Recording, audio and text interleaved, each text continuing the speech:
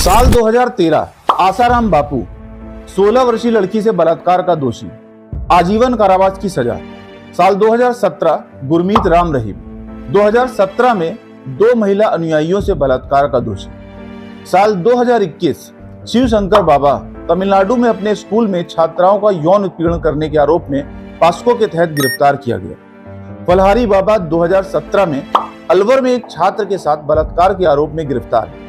बाबा रामपाल हत्या के आरोप में उम्र कैद। पत्रिका की खबर के अनुसार मुस्लिम बाबा ने भविष्य बताने के नाम पर महिला से की अश्लील हरकत। एक अन्य महत्वपूर्ण मामला मेहंदी कासिम जैनुल अबादीन शेख का है, जिसे बंगाली बाबा के नाम से भी जाना जाता है, जिसको युवा लड़कियों के परिवारों के डर का फायदा उठाकर और उनकी कमजोरियों का फायदा उठाकर उनका यौन शोषण करने के आरोप में आजीवन कारावास की सजा सुनाई गई थी। अपने को पूरे ब्रह्मांड का मालिक बताने वाला बाबा, जो हाथरस में भोले बाबा के नाम से सत्संग करता था, इसी सत्संग में लगभग 121 लोगों की भगदड़ की वजह से मौत हो गई। जब जांच हो रही है तो सारी बातें खुलकर सामने आ रही। गोद तो कम से कम ऐसे थी, 17-18 साल की लड़की थी वो, और इन्होंने पता नहीं क्या मतलब उससे जो कहते थे जिंदा कर देंगे, कमरे में बंद रखते थे उसे, तो वो एक्सपायर हो गई थी। पता नहीं क्या नशे वशे में रखते थे उसे, क्या पता नहीं, ये करते थे आप ही निराकार आप ही साकार। वो बताते हैं कि इनकी आपस में यारी दोस्ती थी, उठना बैठना था और साथ में बीड़ी पिया करते थे और एक आमी इंसान थे, कोई ऐसा था नहीं कुछ भी किसी कभी कोई ऐसा चमत्कार नहीं हुआ। एक बताया जा रहा है कि इस बाबा पर एक मुकदमा भी दर्ज है। पुलिस ने आयोजकों के खिलाफ कार्रवाई शुरू कर दी है। बताया जा रहा है कि लगभग 2.5 लाख की भीड़ आ गई थी, जबकि 80,000 लोगों के आने की अनुमति थी। बताया जा रहा है कि यह भीड़ बाबा के चरणों की धूल लेने के लिए जा रही थी, तभी भक्तों के बीच भगदड़ मच गई। यह बात कई चैनलों पर बताई गई है कि बाबा अपने को भगवान का अवतार बताते हैं और ग्राफिक्स के जरिए सुदर्शन चक्र भी दिखाते हैं। हालांकि इस बात में कतई भी संदेह नहीं है कि योगी सरकार पहले भी दोषियों पर कार्रवाई करती आई है और आगे भी सरकार अपना पूरा काम ईमानदारी से करेगी। तो आज का वीडियो है इन फर्जी बाबाओं के बारे में, जो कि जनता की भावनाओं से खिलवाड़ करते हैं और उनका शोषण। वीडियो में यह भी बताएंगे कि किस तरह से इन बाबाओं पर नियंत्रण लगाया जा सकता है। तो चलिए वीडियो को शुरू करते हैं।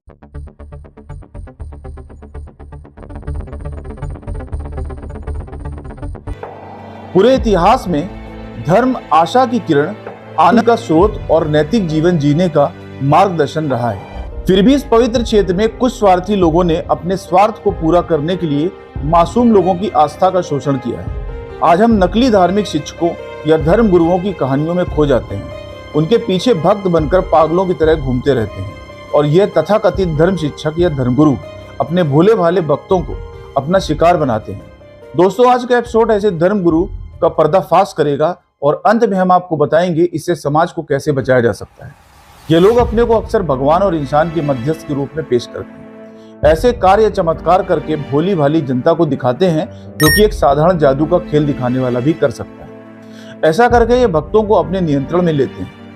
हम ये नहीं कह रहे हैं कि सारे धर्म गुरु ऐसे ही हैं, बल्कि सभी धर्म के गुरु हमारे लिए बहुत ही सम्मानित और पूजनीय हैं, जो कि समाज को दिशा दे रहे हैं। बल्कि हमारा यह मानना है कि कुछ गिने चुने फर्जी धर्म गुरुओं और बाबाओं की वजह से धर्म और आस्था को ठेस पहुंच रही है। अब सवाल यह है कि फर्जी बाबाओं पर नियंत्रण कैसे किया जाए। तो चलिए ध्यान देते हैं कुछ बातों पर, जो कि समस्या से निपटने के लिए कारगर सिद्ध हो सकती है। स्कूली शिक्षा का स्तर ऐसा होना चाहिए कि बच्चे प्रारंभ से ही आलोचनात्मक और तार्किक सोच रखें। किसी पर भी विश्वास करने से पहले उसे तर्क की कसौटी पर परखें। किसी पर भी अंधविश्वास ना करें। जरा इन बाबा को देखते हैं। कुछ नहीं आता हूँ, कोई भी कॉम्पिटेटिव एग्जाम देता हूँ तो उसमें अभी तक रिजल्ट पॉजिटिव नहीं आया है। क्या एग्जाम देते हैं? बैंकिंग एग्जाम दे रहा हूँ। तो ये बताओ, तुमने बैंक अकाउंट खोला है अपना? जी जी खोला। एटीएम कार्ड मिला? जी। ऑपरेट लास्ट कब किया था? 1 महीना हो गया। उसको थोड़ा जल्दी ऑपरेट करना शुरू करो, तुम्हारे बैंकिंग कैसे सब ठीक होने शुरू हो जाए। अब आप अपनी समझ का थोड़ा सा भी प्रयोग करें तो आपको पता लगेगा कि क्या कोई एटीएम कार्ड का यूज करके बैंक में नौकरी पा सकता है। और अगर आपको भी ऐसा लगता है कि यह संभव है, तो फिर आपकी शिक्षा अधूरी है, क्योंकि शिक्षा का काम ही है आपको तार्किक समझ देना, ताकि आप गलत और सही में फर्क कर सकें। धार्मिक साक्षरता में सुधार करें ताकि लोग अपनी मान्यताओं को बेहतर ढंग से समझ सकें और झूठी शिक्षाओं की पहचान कर सकें। अब इनको देखें, जो अपने को प्रोफेट कहते हैं। इन लोगों ने अपने को प्रोफेट कहना शुरू कर दिया है, लेकिन यीशु मसीह के जो प्रोफेट हुए हैं उनके त्याग और बलिदान को दुनिया ने देखा है। ये फर्जी धर्म शिक्षक लोगों को बेवकूफ बनाकर उनकी मेहनत की कमाई का पैसा धर्म के नाम पर लेकर अपनी जिंदगी को बहुत ही ऐशो आराम से गुजारते हैं और इनके इस काम की निंदा भी कई धर्मगुरुओं द्वारा की जाती है। या चंडीगढ़ प्रोफेट विजेंद्र सिंह के पास गए, वहाँ उसने 15,000 रुपए लिए, वहाँ पे भी कोई आरोप। मैं फिर कह रहा हूँ कि आप अपना कार्ड बनवाओ, इसलिए लाइन लगती है, 100 लोग आए और यहाँ पर आप फ्री ले हैंड करा सकते हैं, और यहाँ पर आप फ्री ले हैंड करा सकते हैं, और यहाँ पर आप फ्री ले हैंड करा सकते हैं। बोलो, ये फ्री ले हैंड प्रेयर होता है। मुझे तो फ्री ले हैंड बोलने में शर्म आती है, क्योंकि ले हैंड तो होता ही फ्री है। याद रखो, परमेश्वर का मसा बेचने के लिए नहीं, आपको अनॉइंटिंग ऑयल के लिए कोई पैसा नहीं खर्चना, प्रार्थना के लिए कोई पैसा नहीं खर्चना, चर्च आने के लिए आपको कोई 25,000 नहीं देना है, नहीं तो आप परमेश्वर को खरीद रहे हो, आप उसकी मर्सी को ले नहीं रहे हो, आप खरीद रहे हो। तो मीडिया द्वारा दिखाई जाने वाली ऐसी खबरें जिनमें कई धर्म गुरुओं और बाबाओं द्वारा किए जा रहे चमत्कारों को बढ़ा चढ़ाकर दर्शकों के सामने प्रस्तुत किया जाता है, ऐसी खबरों का भी उचित प्रकार से सत्यापन करें।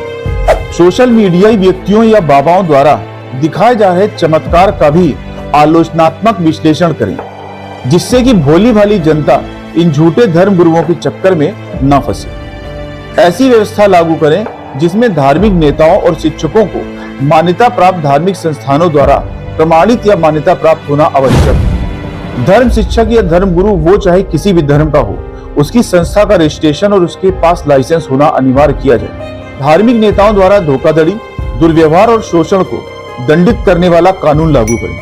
पुलिस प्रशासन को भी सतर्कता से इन पर नजर रखनी चाहिए। जैसे कि अभी हाथरस में हुई घटना में 80,000 लोगों की अनुमति ली गई थी, पर 2.5 लाख से ज्यादा लोग वहां पहुंचे, तो पुलिस प्रशासन को इस बात की खबर होनी चाहिए थी और जो भी व्यवस्था थी उसे देखना चाहिए था कि कैसे इतनी भीड़ मैनेज की जाएगी। इसके लिए धार्मिक संगठनों की निगरानी और शिकायतों का समाधान करने के लिए निरीक्षण निकाय बनाना चाहिए। रिपोर्टिंग को प्रोत्साहित करें।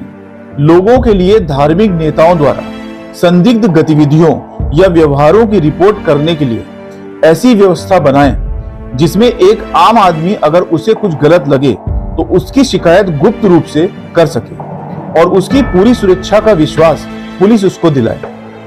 पारदर्शिता और जवाबदेही सुनिश्चित करने के लिए धार्मिक संगठनों का नियमित ऑडिट करें ताकि इनके पास आए धन का पूरा ब्यौरा सरकार के पास हो। मीडिया को और अधिक सक्रिय होना पड़ेगा, क्योंकि अक्सर होता ऐसा है कि जब कोई घटना हो जाती है उसके बाद मीडिया में सारी जानकारी आती है। क्या पहले से ही इन सब बातों का पता नहीं? वीडियो में हमारा उद्देश्य किसी भी धर्म के लोगों की भावनाओं को आहत करने का नहीं है। हम फिर से बोल रहे हैं कि हमारे सारे धर्म गुरुओं का हम सम्मान करते हैं और बोलना चाहते हैं कि ये सभी हमारे समाज को एक सही दिशा में ले जा रहे हैं। बस कुछ गिने चुने लोग ही ऐसे हैं जो धर्म के नाम पर अंधविश्वास फैलाकर लोगों को बेवकूफ बना रहे हैं। इनसे हमारे समाज को खतरा है, इसलिए इनसे बचना बहुत जरूरी है। ये दूसरों को तो धर्म की बातें बोलते हैं, पर इनका व्यक्तित्व जीवन इनकी बातों से बिल्कुल अलग है। इसलिए हमारी अपील है कि धर्म को समझें, उसका सम्मान करें और अपनी समझ का इस्तेमाल करें ताकि आपको कोई बेवकूफ ना बना पाए। साथ ही साथ यह भी देखा गया है, जब कभी कोई बड़ी घटना घट जाती है उसके बाद ही इन बाबाओं का सच सामने आता है। उससे पहले ना तो कोई इनके खिलाफ आवाज उठाता है और ना ही इन पर कोई कार्रवाई की जाती है। इसलिए कहीं ना कहीं सरकार की भी यह जिम्मेदारी है कि ऐसे जितने भी धर्म गुरुओं की संस्थाएं चल रही हैं उनकी जांच पड़ताल की जाए तथा साथ ही साथ उनका पूरा इतिहास जाना जाए तथा यह भी जाना जाए कि क्या इन पर किसी भी प्रकार का कोई आरोप लगा हुआ है। अगर ऐसा है तो इनकी जांच की जाए। अब इस वीडियो के बाद लोग कमेंट करेंगे, उल्टा सीधा बोलेंगे, तो मैं बोलना चाहता हूं कि जैसे लोग डॉक्टर, इंजीनियर, साइंटिस्ट बनते हैं, अगर आप मूर्ख बनना चाहते हैं तो आपको पूरा अधिकार है कि आप मूर्ख बने। मूर्ख बनना कोई क्राइम तो है नहीं। इसी के साथ आपसे विदा लेते हैं। अगर मेरी बातों से सहमत हैं तो चैनल को सब्सक्राइब कर दें और जाकर बेल आइकन दबा दें। नमस्कार।